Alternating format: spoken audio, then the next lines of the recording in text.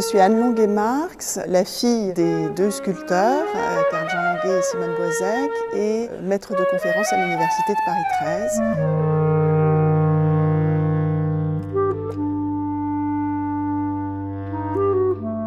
13. Ce qui est intéressant dans cette première section, c'est que les deux artistes s'inscrivent dans cette thématique de manière très différente. Lui qui a suivi un parcours classique par l'École des Beaux-Arts s'est consacré au départ essentiellement au nu et au portrait.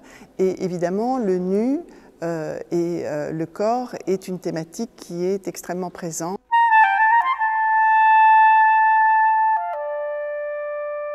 C'est évidemment une thématique classique de la formation des sculpteurs, et puis classique, on pourrait dire, depuis le début de l'expression humaine, puisque les premières figurations sont des corps, soit d'hommes, soit d'animal, sur les parois des grottes. Mais nous avons présenté ici essentiellement des œuvres de l'après-guerre, ou du moment où il a été dans l'atelier de Brancusi, et découvrant une œuvre qui se passait de modèle dans l'atelier de Brancusi, il a modifié au fond d'une certaine manière son langage en simplifiant énormément son rapport aux formes et au corps, en se passant de modèles, alors qu'avant il avait toujours recours à des modèles, notamment Dina Vierny qui était le modèle de Mayol. Et il est rentré dans une très grande simplification des corps et au fond, je dirais, dans sa sensibilité propre et dans son langage. Il y a notamment la femme assise qui est ici en bronze et qui se trouve en plus grand, en granit, au Centre Pompidou, et qui représente très bien cette simplification extrême des volumes et en même temps le côté extrêmement ramassé et harmonieuse des différents plans. Alors nous nous trouvons devant la sculpture qui a été la première sculpture que mon père a faite en sortant de l'atelier de Brancusi. Alors ici c'est un bronze, mais il a commencé par un silex, donc il a pris un silex de cette taille et à partir de la ligne du silex, ce que Brancusi appelait être à l'écoute de la matière, il a discerné deux formes, l'une finalement se dégageant de l'autre, et à partir de cette très simple forme du silex, il a eu l'idée du couple. Et ensuite, il a retravaillé ce couple dans d'autres dimensions et dans d'autres matériaux. Donc ici, on a une résine, il y a eu un plomb martelé et soudé, et puis un grand granit qui est également au Centre Pompidou. Mais ce qui est très intéressant, c'est de voir à quel point il est rentré ici vraiment dans l'idée d'évoquer le couple à partir de deux volumes extrêmement simplifiés et en même temps évocateurs de deux présences.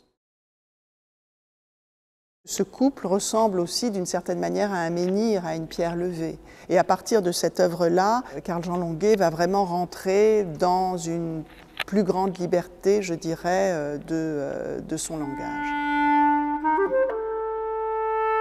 Il y a un très grand contraste entre les deux œuvres. Il faut rappeler peut-être que Simone Boisec a 18 ans de moins, qu'elle commence à travailler dans l'immédiate après-guerre, qu'elle est très habitée par les arts premiers qui l'intéressaient beaucoup jeune, puisqu'elle avait commencé par penser devenir ethnographe, ethnologue.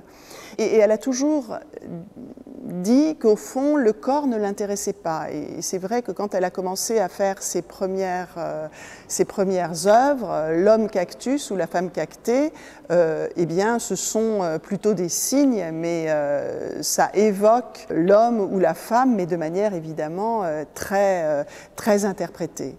C'est intéressant de voir avec ce couple de Boisec à quel point on est ici vraiment dans l'interprétation de l'idée de la dualité, mais vraiment comme signe. C'est un triangle extrêmement simplifié, avec une forme un peu plus haute, comme on le voyait un peu dans le couple de Longuet, une autre forme front contre front, si on commence à la déchiffrer, qui lui fait face, qui pourrait être la femme, et cette horizontale ici de la forme plus basse et qui est comme un bras qui se pose sur la forme plus haute. On sent à la fois l'idée de couple, l'idée de fusion, mais aussi la confrontation, ce qui est toujours une constante dans l'œuvre de Boisec, alors que les couples de Longuet sont souvent beaucoup plus tendres, je dirais, et beaucoup plus fusionnels que ces dualités confrontées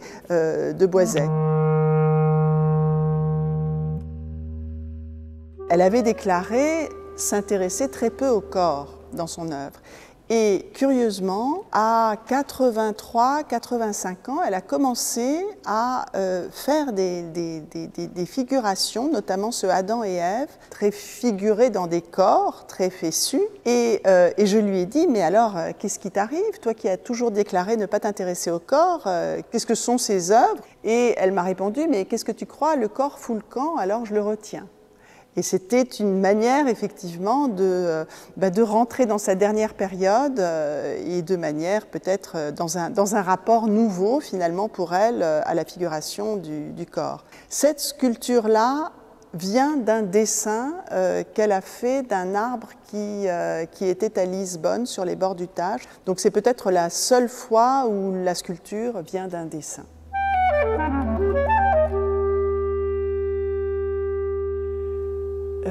Carl-Jean Longuet a invité Simone Boisec à faire son buste en 1946 et on peut dire qu'il en a fait sa Néfertiti.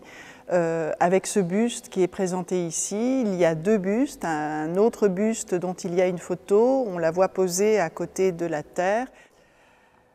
Le buste de Karl Marx, qui était l'arrière-grand-père de Carl-Jean Longuet, en 1930, il a fait un premier buste, on le voit ici posé à côté. Il en a réalisé encore 3 versions, dont une dernière en 1950. Ces bustes de Carl-Jean Longuet sont de vrais portraits, ce ne sont pas des bustes qui présentent un prophète dans sa brutalité et son autorité, mais c'est un portrait, c'est une humanité et c'est un volume. Et ça, c'est très important.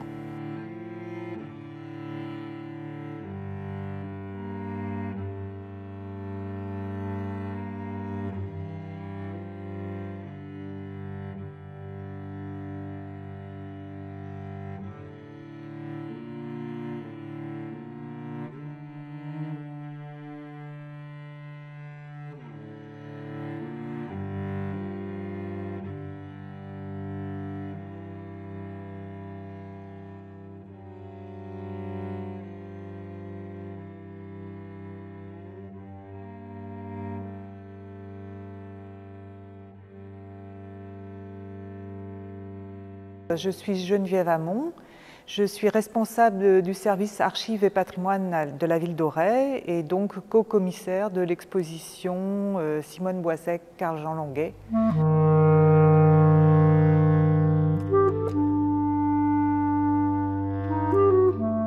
Ce thème du soleil est important dans la création de Simone Boisec. Nous avons choisi cette œuvre qui est le cadran solaire qui normalement est exposé au collège du Verger à Auray, puisque Simone Boisec avait été retenue en 1977 pour cette création du 1% artistique, création qui a été faite dans le cadre d'une construction du collège. Dans cette sculpture, le Soleil Césaire, on voit un homme qui est accroché avec des bras à l'astre du soleil.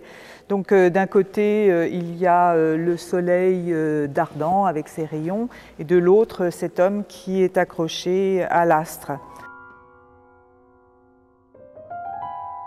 Alors dans cette sculpture qui est le soleil Saint John Perse, elle dit massif, d'ardent, implacable dans ses volumes. C'est pas seulement une lumière, mais c'est une présence implacable. Donc ce soleil qui a été fait aussi la même année que le cadran solaire du collège Le Verger pour un lycée de Brest. Simone Boisec a travaillé beaucoup en collaboration d'architectes comme Yves Guilloux, qui a construit le collège Le Verger, mais elle a travaillé également avec lui pour un collège de Mauron, de Loudéac. Elle était vraiment très présente dans les collèges et lycées de Bretagne. Il y a également la flamme de Brocéliande qui est également une sculpture qui est présente dans le lycée de Plouermel.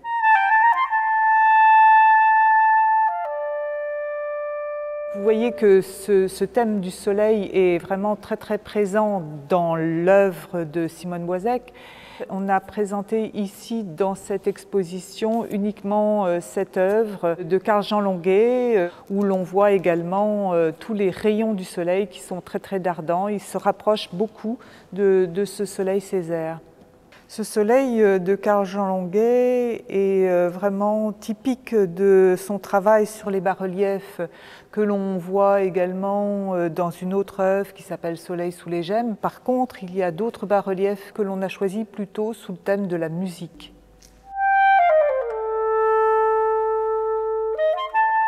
Alors, que rêver de mieux pour montrer toutes ces œuvres que cette magnifique chapelle du Saint-Esprit ici à Auray. Cette chapelle qui a connu une histoire très longue puisqu'elle a été construite au XIIIe siècle. Elle a abrité différentes fonctions, notamment elle a été caserne au XIXe siècle. Mais par son ampleur, elle permet aujourd'hui de faire des expositions vraiment de grande ampleur, de montrer ces grands kakémonos de photographie, de création. C'est un endroit magique que tout à chacun, lorsqu'il rentre, est émerveillé par cette ampleur, cette nef unique, qui est d'ailleurs pratiquement unique en Bretagne, création des chevaliers de l'Ordre du Saint-Esprit.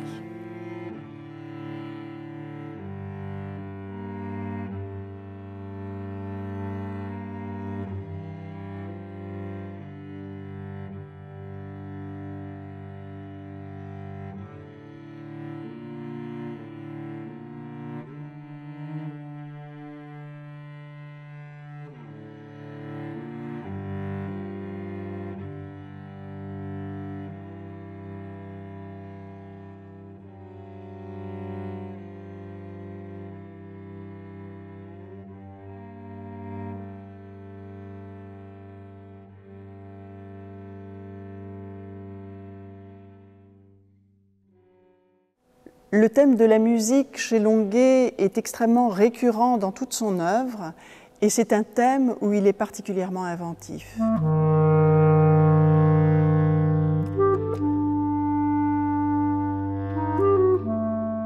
La musique est un thème très important pour tous les deux. Mon père a chanté très tôt, il avait une belle voix de baryton Martin. Il chantait beaucoup, c'est quelqu'un qui parlait très peu et qui chantait beaucoup. Il était passionné par l'œuvre de Jean-Sébastien Bach et il y a beaucoup de rapports dans toute cette construction contrapuntique qu'on retrouve aussi dans les œuvres de Jean-Sébastien Bach. Et l'autre bas-relief qui s'appelle l'Opéra de Pékin, qui date de 1953, correspond là aussi à quelque chose qui est très nouveau dans son œuvre. Et la première fois que l'Opéra de Pékin est venu en France, en 1953, mes parents ont vu ce spectacle. Et ce qui caractérise les danseurs de cet Opéra de Pékin, ce sont des costumes très architecturés, très lourds, un peu comme des carapaces. Et c'est probablement ce qui a donné à mon père l'idée de rythmer en réalité ces deux personnages qu'on voit les bras levés avec ces costumes qui sont effectivement très rythmés. Donc c'est à la fois figuratif puisqu'on voit bien deux danseurs costumés, mais en même temps on voit aussi essentiellement des rythmes. Et ce qui est très intéressant, c'est que toute la partie ici qu'il a développée sur le côté va correspondre ensuite à, au fond, son vocabulaire qu'il va décliner ensuite dans tout ce qu'il composera dans ses architectures. Un ami architecte avec lequel il a beaucoup travaillé, René Blanchot, parlait de sa sculpture comme d'une sculpte architecture et tous les rythmes qu'on va retrouver ensuite dans ces architectures prennent leur départ au fond dans cet Opéra de Pékin.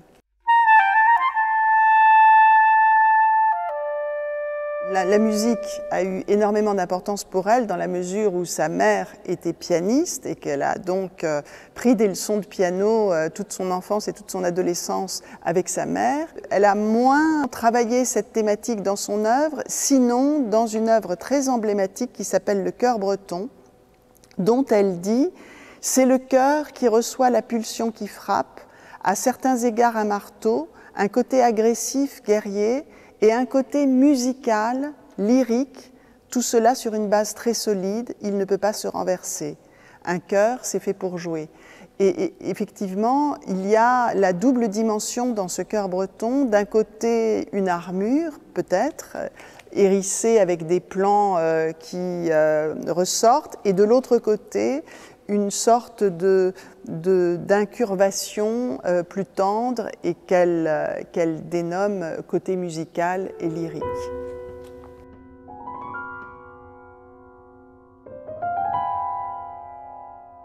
Une autre œuvre aussi très emblématique, c'est l'Orphée, qui correspond aussi à une sorte de croisement entre la figuration de la lyre, qu'on peut voir dans le haut de la sculpture, et puis finalement une forme très interprétée et presque abstraite. Le rapport à la technique des deux artistes est très différent, justement par le fait que Carl-Jean Longuet est passé par l'école des Beaux-Arts, d'abord l'école des arts décoratifs et ensuite l'école des Beaux-Arts, et que donc il a été préparé autant au modelage qu'à la taille directe. Donc le modelage, ça veut dire à partir de la terre, et puis ensuite on moule l'œuvre en terre, on le moule en plâtre, on retravaille le plâtre, et ensuite il y a l'étape du fondeur et on a un bronze éventuellement, mais il y a beaucoup de sculptures qui restent à l'état de plâtre. Alors que, évidemment, le travail de la taille directe, c'est se mesurer à tous les matériaux, des plus tendres aux plus durs, le bois, la pierre, le marbre, l'onyx, et également le plomb martelé et soudé.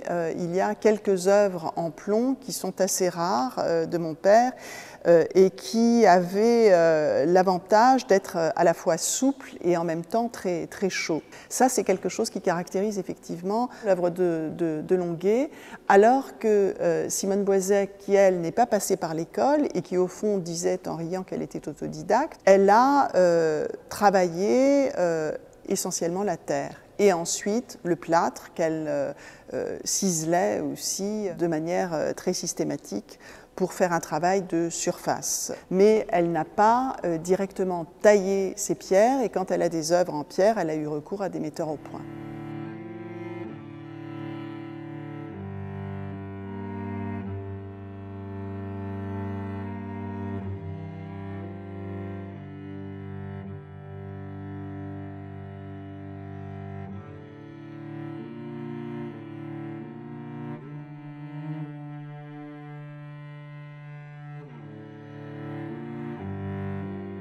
Boisec parle des bras de l'arbre, c'est un personnage, c'est un être vivant.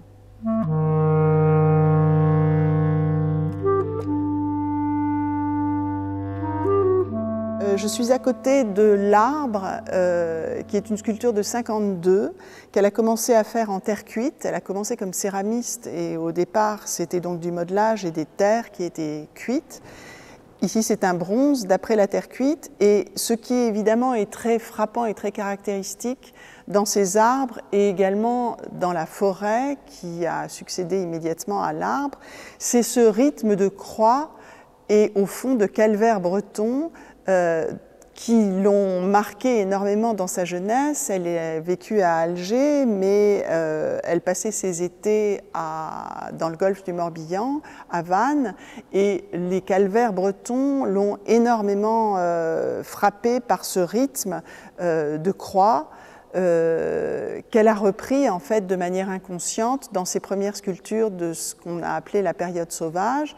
Et ce thème de la croix était également très présent du fait que son père, qui était très mystique, poète, mais aussi sculpteur, comme Ingres faisait du violon, il sculptait des croix en bois ou parfois en cuivre et qui était un peu partout dans l'appartement à Alger. Et donc ma mère disait avoir eu très souvent ce rythme très présent autour d'elle déjà dans l'enfance.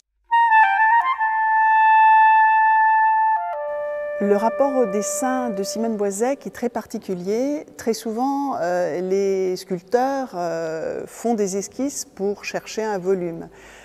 Elle, à l'inverse, travaillait essentiellement directement la terre, sans travail préalable du dessin.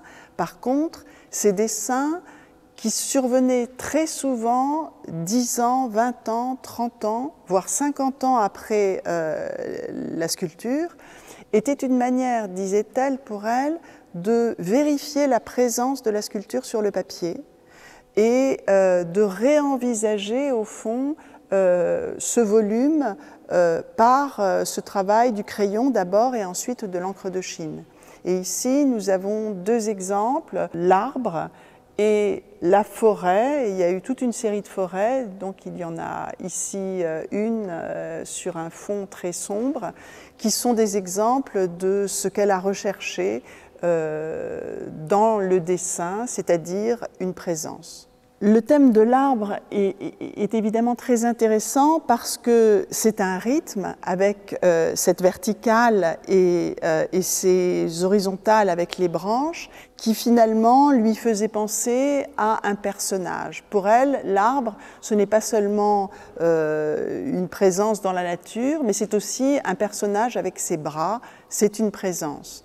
Et on retrouvera ce caractère de manière très différente dans l'œuvre de Longuet, mais avec également un intérêt très appuyé pour tout ce qui est rythme, vertical, horizontal, qu'on retrouvera notamment beaucoup dans les dessins de Longuet.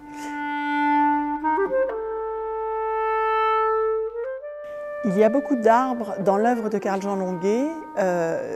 Ça commence très tôt, d'abord parce qu'il a commencé par peindre adolescent et que, évidemment, c'était un rapport au paysage d'abord et donc les paysages avec ces rythmes des arbres et des branches est quelque chose qui a été au fond son entrée dans la peinture. Et puis ensuite, les arbres sont devenus pour lui aussi des symboles de verticalité, debout, et il en a décliné au fond toute une série. Je commencerai par celui-là qui est très intéressant, l'arbre aux enfants, qui se trouve maintenant à Limoges en pierre, cette pierre que vous voyez ici sur la photo, dans un lycée, et dont le plâtre original, qui fait 3 mètres, se trouve au musée des Beaux-Arts de Poitiers.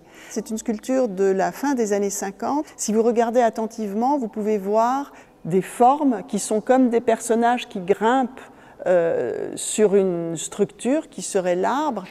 Mais évidemment, si on regarde la sculpture de plus loin, on voit surtout des rythmes. C'est une sculpture qui est vraiment une sculpture de passage entre une figuration très interprétée, très symbolisée, et déjà une sculpture qui serait presque non figurative. Donc cet arbre aux enfants est une œuvre, je dirais, pivot. La sculpture qu'il a faite à la fin de sa vie, l'hommage à Allende est une sculpture qui est très inspirée, là aussi, par l'arbre, une grande présence verticale avec 2 branches qui partent chacune dans 2 directions, comme 2 bras, qui évoquent un personnage debout et comme foudroyé. Évidemment, ça rappelle la fin de Allende, qui est mort brutalement en 1973. Et cette mort, évidemment, a beaucoup frappé mon père. Et cet hommage à Allende évoque l'idée d'un personnage qui meurt debout, comme foudroyé, mais les 2 bras en signe de victoire.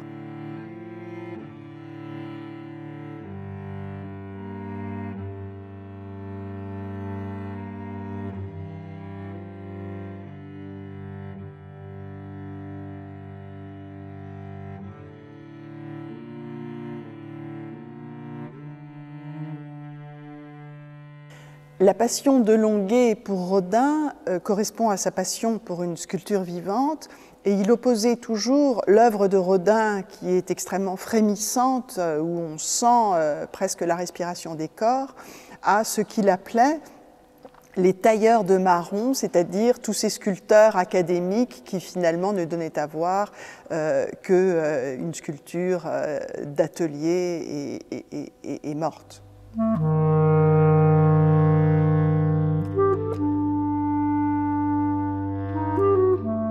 La dernière sculpture que Longuet ait faite dans les derniers mois de sa vie est actuellement conservée au musée Unterlinden à Colmar. Et ce qui est très impressionnant, c'est que cette porte figure en réalité un personnage qui traverse une porte. Alors évidemment, c'est très émouvant de se dire qu'il l'a appelée la porte de la nuit, et qui, traversant cette porte, pénètre dans une sorte de labyrinthe dont on voit sur la deuxième face le rythme.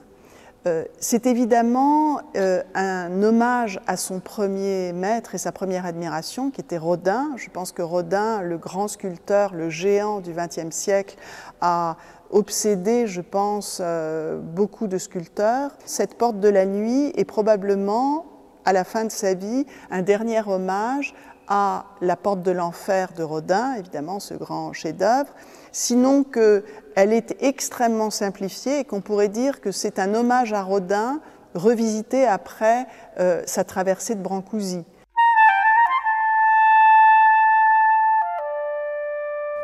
Carl-Jean Longuet s'est intéressé à la sculpture dans la ville très tôt. Dès les années 30, il a réalisé des bas-reliefs, notamment pour le pont de Champigny, qui malheureusement a été détruit après. Sa préoccupation a été très tôt de voir de quelle manière la sculpture pouvait s'inscrire dans une architecture et s'inscrire aussi dans la cité. L'idée que l'art ne s'adressait pas que pour des amateurs nantis et des visiteurs de galeries, mais s'adressait à tous dans la cité. Il a donc, après-guerre, travaillé de manière très systématique avec des architectes, notamment avec René Blanchot, le frère de Maurice Blanchot, de l'écrivain, avec lequel il a réalisé de nombreuses œuvres, et notamment deux grandes fontaines qui font 8 mètres, qui se trouvent maintenant sur la place Montmélie, à Créteil. René Blanchot, qui avait beaucoup d'admiration pour son camarade sculpteur, parlait d'une sculpte architecture, c'est-à-dire qu'il trouvait qu'il y avait dans les sculptures de mon père quelque chose comme une architecture qui s'élevait, et effectivement ce qui frappe c'est cette vigueur, cet élan vertical, ces rythmes qui donnent l'impression que la sculpture est elle-même une architecture qu'on pourrait habiter. Et ce terme de sculpte architecture est devenu ensuite une sorte de concept, d'appellation qui caractérisait toute la période de collaboration avec les architectes de Longuet.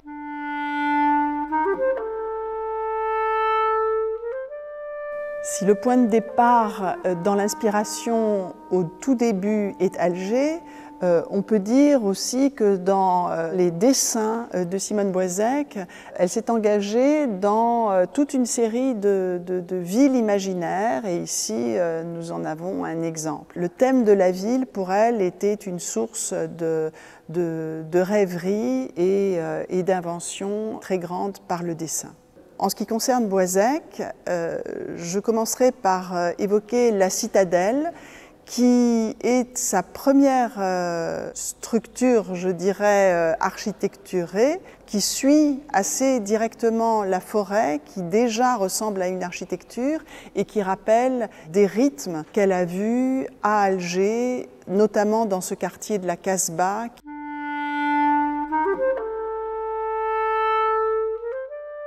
Ce qui est intéressant chez elle, c'est qu'elle a construit ces villes dans la période qu'elle estimait elle-même être sa période de maturité, de construction, c'est-à-dire qu'après avoir installé toute sa mythologie un peu sauvage au départ, elle est passée à la construction des villes. Et dans la période qui a suivi la mort de Carl-Jean Longuet en 1981, elle a réenvisagé cette question, cette thématique de la ville sous la forme des mausolées qu'elle appelait les mausolées de voyage et qui correspondaient en réalité à une sorte de méditation sur le passage du temps. C'est une série, ces mausolées de voyage, qui est à la croisée entre les vanités, c'est-à-dire ce thème classique de la méditation sur la mort, avec la figuration du crâne, et ce 5e acte, qui évidemment est évocateur de la fin de la vie, avec ce personnage qui serait face à quelque chose qui serait le dernier acte de sa vie, correspond à cette sorte de méditation dans l'architecture sur la mort.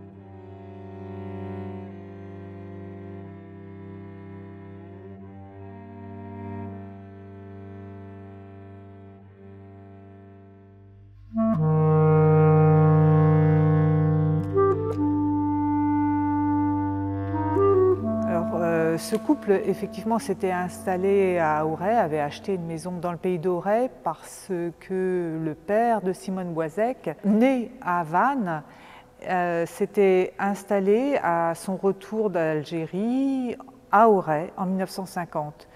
Il avait loué une maison, place de la République, où sa femme donnait des cours de piano, donc elle était connue des Alréens. Lui-même, pour s'intégrer à la vie alréenne, avait été un des membres fondateurs de ce premier cercle celtique d'Auray, qu'on appelait les Gilets Noirs. Émile Boisec a également parcouru la campagne et continuait à sculpter, à tailler différents objets, et notamment un ex-voto ici qui représente ce qu'ils appelaient ses armes, avec une sorte d'écusson et une prière également qui est gravée sur ce cuivre. En Algérie, Émile Boisec prend conscience de sa culture bretonne. On pense que c'est dans les années 1921, lorsqu'il entend un discours du marquis de l'Estourbellion, qu'il pense que la culture bretonne doit s'exprimer de différentes façons, et notamment sous la forme de bandes dessinées. C'est pour ça que dans l'exposition, on reprend les bandes dessinées qu'il avait créées sur l'histoire de la Bretagne, et également une autre bande dessinée sur un personnage évidemment très très connu à Auray, qui était le général Georges Cadoudal, ce chef chouan que certainement Émile Boisec devait vénérer, puisqu'il en a fait une bande dessinée, mais également il a gravé une médaille à son effigie. Émile Boisec adorait sa fille Simone. On le voit d'ailleurs sur le poème qu'il lui écrit en 1950 lorsqu'il s'installe à Auray, poème qui est illustré avec cette petite souris. C'est vraiment une marque d'amour également.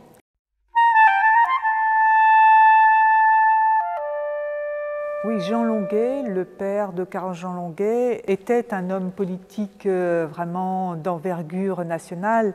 On le voit d'ailleurs sur cette photo en compagnie de Jean Jaurès. Il a été présent lors de l'assassinat de Jaurès en juillet 1914. Il a accueilli à Châtenay-Malabry Louis Guilloux, cet écrivain de Saint-Brieuc, qui a été accueilli vraiment très chaleureusement par le couple Longuet. D'ailleurs, il a donné des cours d'anglais à Karl-Jean Longuet.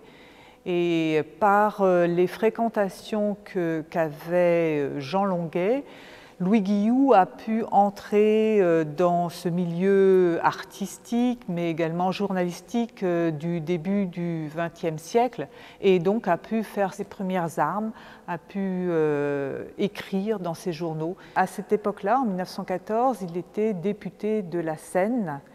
Il faisait partie de ce groupe minoritaire qui était contre le traité de Versailles en 1919. J'ai repris des extraits de son discours puisque vraiment il avait tout à fait compris les difficultés de ce traité qui n'était pas un traité de paix mais un traité malheureusement de guerre qui allait engendrer la Seconde Guerre mondiale.